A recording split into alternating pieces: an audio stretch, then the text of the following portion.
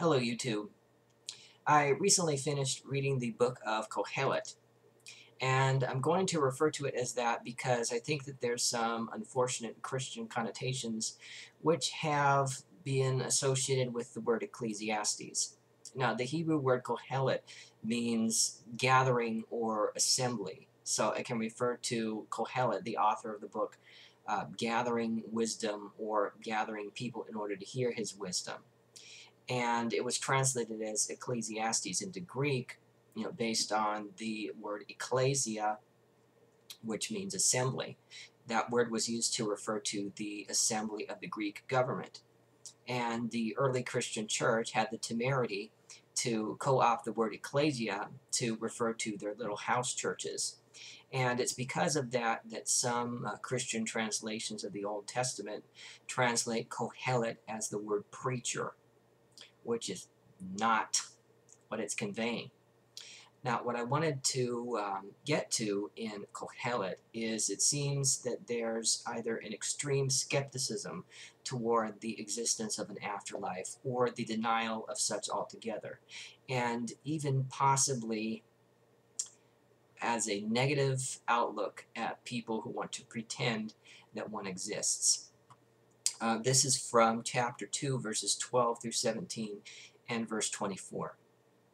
So I turned to consider wisdom and madness and folly. For what can the one do who comes after the king? Only what has already been done.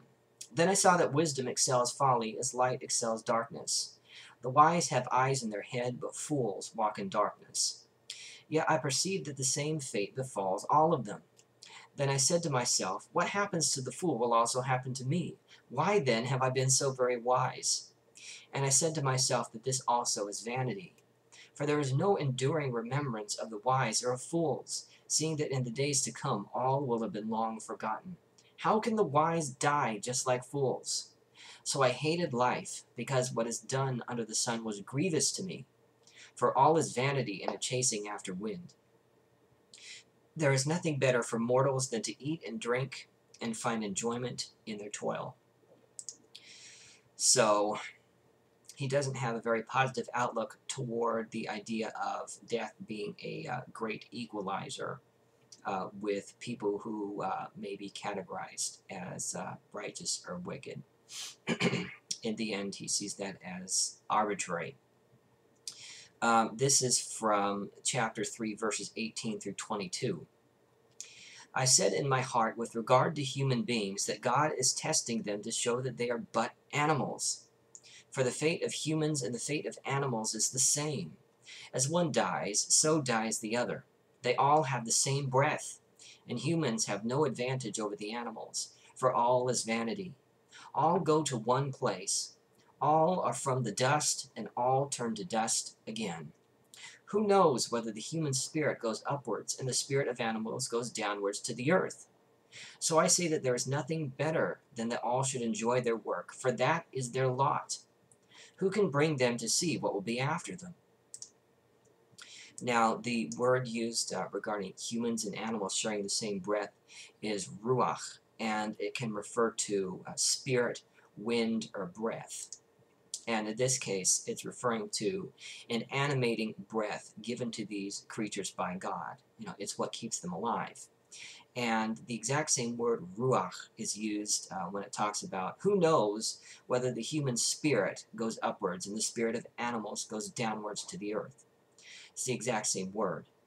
So not only are humans being equated to animals, but also it seems that he's criticizing people who pretend to know what happens after they die. He doesn't know, and he's saying that they don't know either.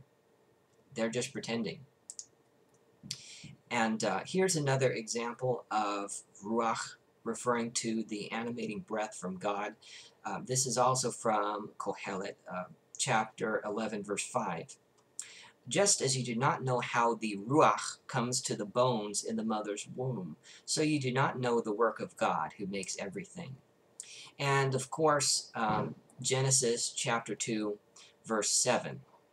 Then the Lord God formed man from the dust of the ground and breathed into his nostrils the breath of life, and the man became a living being. Now, the word here used for breath is neshama, which is most often translated as breath or blast. And I do like that this translation into English corrects the very egregious error made by the translators of the King James Version. This says man became a living being. See, that's all that it's referring to, is being made alive because of this animating breath, where the King James Version says became a living soul. And it's trying to superimpose the dualistic ideas from the New Testament onto the Old.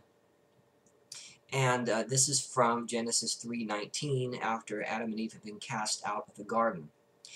By the sweat of your face you shall eat bread until you return to the ground. From out of it you were taken. You are dust, and to dust you shall return. So that's reiterating the idea already mentioned in Kohelet. This is from Psalm 78, verses 38 through 39. The psalmist referring to the unfaithfulness of Israel.